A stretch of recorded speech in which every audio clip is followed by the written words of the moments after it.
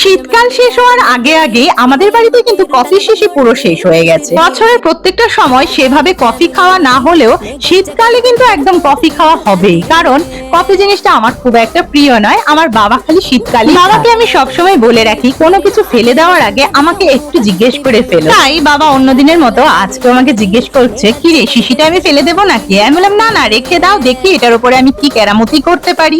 তাই এটাকে ধুয়ে টুয়ে নিয়ে বসে পড়লাম। এবার ভাবছি যে কোনো কাজ করার আগে, তোমরা তো জানোই যে আমি আগে থেকে কিছুই ভেবে রাখি না যে এটা করব ওটা করব। যখন আমি হাতে রং তুলিটা নিই তখন মাথা থেকে একটা যা কিছু আইডিয়া চলে আসবে ওইগুলি করে নিই। শিশিটার গায়ে সুন্দরভাবে আঁকিবুকি করার পরে বেশ কিন্তু সুন্দর লাগছিল। তো ওইটার রংটা শুকোতে শুকোতে ভাবলাম ঢাকাটা এভাবে একটু ফিকে হয়ে পড়ে থাকবে, ঢাকাটার মধ্যে একটা সিম্পল কিছু এঁকে নেই।